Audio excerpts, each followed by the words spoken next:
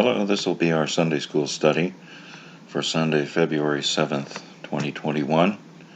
We're in Genesis 39, and we'll start with the first 6 verses. And Joseph was brought down to Egypt, and Potiphar, an officer of Pharaoh, captain of the guard, an Egyptian, bought him of the hand of the Ishmaelites, which had brought him down thither. And the Lord was with Joseph, and he was a prosperous man. And he was in the house of his master the Egyptian, and his master saw that the Lord was with him, and that the Lord made all things that he did to prosper in his hand. And Joseph found grace in his sight, and he served him, and he made him overseer of his house.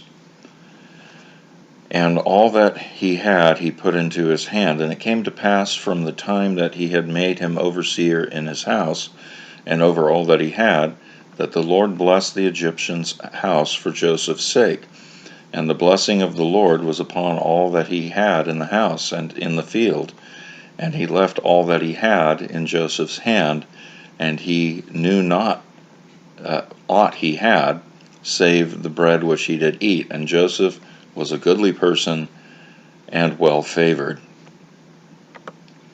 Now Joseph's brothers had done a terrible thing in selling him, but God was not surprised by their actions, and he had a plan for Joseph that no one could have imagined. There are a couple of things to consider here. First, God was with Joseph, and God caused all that Joseph did to prosper. These are two different statements. God was also with Joseph when Joseph was sold into slavery. God allowed that to happen because he was moving Joseph to Egypt for a reason. Some might look at these verses and conclude that God is only with you when you prosper, but consider this.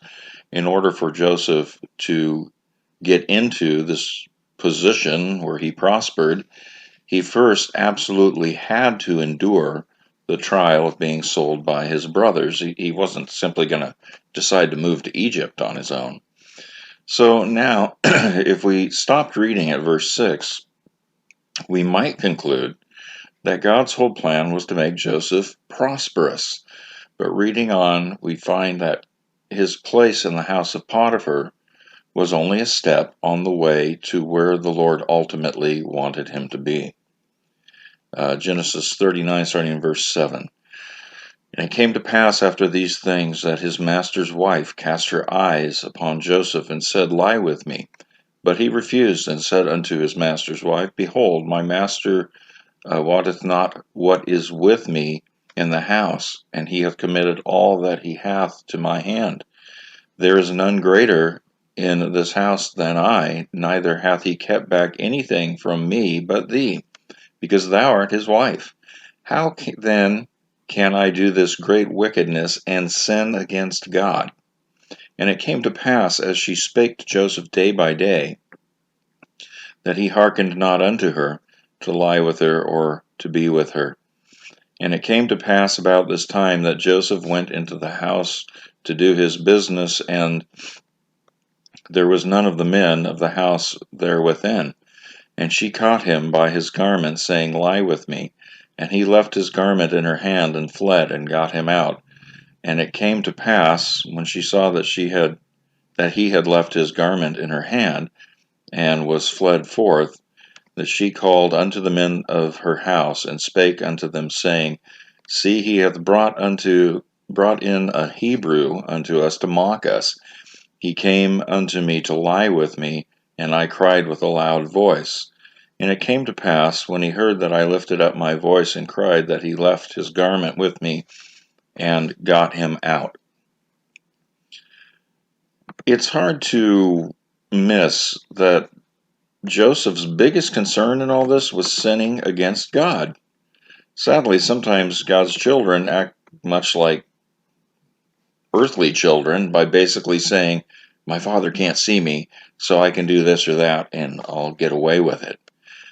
Joseph may well have been able to commit this sin and have it remain unknown to other people, but his concern is what our concern should be. we should not want to do wickedness and sin against God. For one thing, God sees and knows all things, so there's no sense in trying to hide anything from Him. Also, when we sin against God, it often involves sinning against other people as well. Paul wrote in Romans 13, "For this, thou shalt not commit adultery, thou shalt not kill, thou shalt not steal, thou shalt not bear false witness, thou shalt not covet. And if there be any other commandment, it is briefly comprehended in this saying, namely, thou shalt love thy neighbor as thyself. Love worketh no ill to his neighbor, therefore love is the fulfilling of the law." Joseph chose to act in love towards God, which caused him to also act in love towards his master. In all of this, he was a good example. But when he refused to follow after the desires of Potiphar's wife, she was not happy. And we read, starting in verse 14, that she called unto the men of the house, and spake unto them, saying, See, he hath brought a Hebrew unto us to mock us. He came in unto me to lie with me, and I cried with a loud voice. And it came to pass, when he heard that I lifted up my voice and cried, that he left his garment with me and fled, and got him out. And she laid up his garment by her until his Lord came home. And she spake unto him according to these words, saying, The Hebrew servant which thou hast brought unto us came in unto me to mock me. And it came to pass, as I lifted up my voice and cried, that he left his garment with me and fled out. And it came to pass, when his master heard the words of his wife, which she spake unto him, saying, After this manner did thy servant to me, that his wrath was kindled. And Joseph's master took him and put him into the prison, a place where the king's prisoners were bound, and he was there in the prison. So some might ask, how is it that Joseph did the right thing and was then punished for it? The answer is that he was not punished for doing the right thing.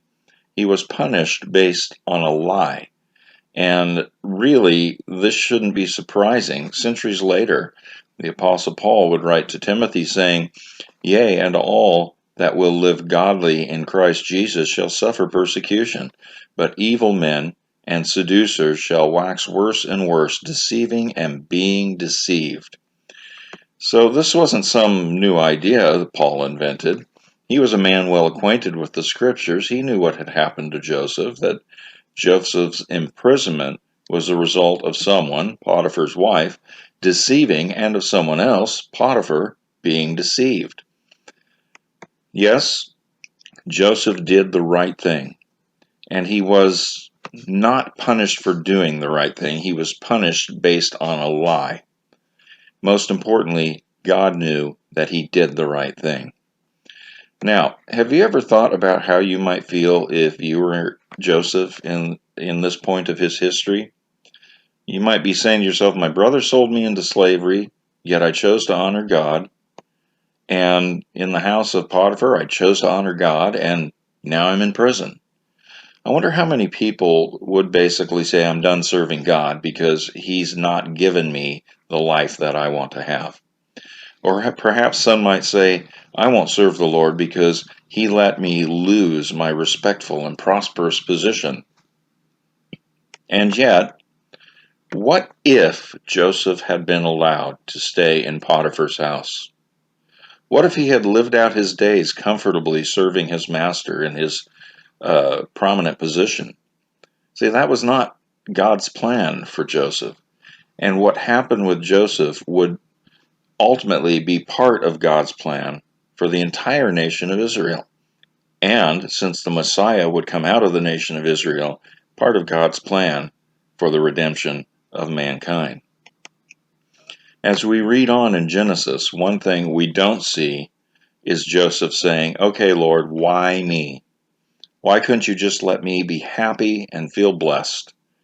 Why did you let me be thrown in prison? Instead, we read this, starting in verse 21, But the Lord was with Joseph and showed him mercy and gave him favor in the sight of the keeper of the prison.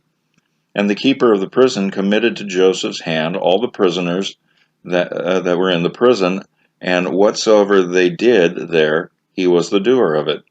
The keeper of the prison looked not to anything that was under his hand, because the Lord was with him, and that which he did, the Lord made to prosper.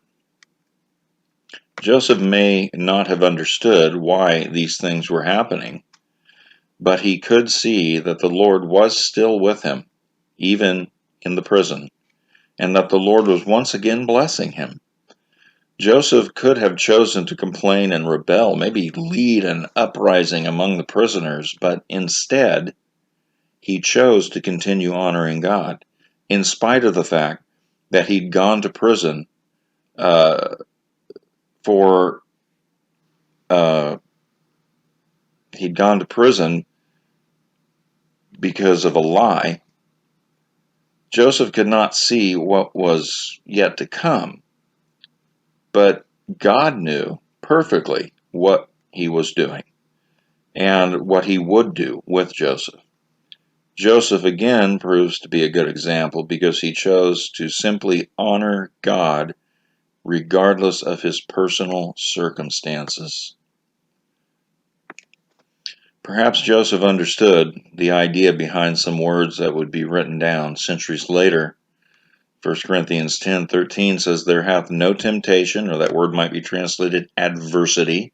"There is no temptation that has taken you, but that such as is common to man. But God is faithful, who will not suffer you to be tempted above that you are able, but will with the temptation also make a way to escape, that you may be able to bear it."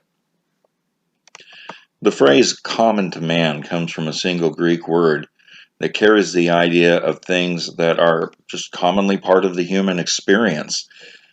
Everybody suffers. Some may suffer more than others. Some may suffer in different ways than you're suffering, but no one on earth escapes suffering. Suffering comes with living in this fallen world.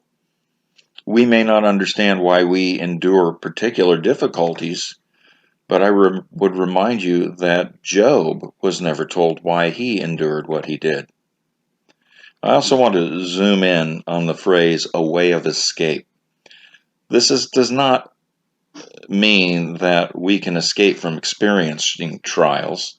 In fact, the Greek word simply means a way out and would imply the idea of coming through adversity, of coming out the other side of the difficult time. Here's my point.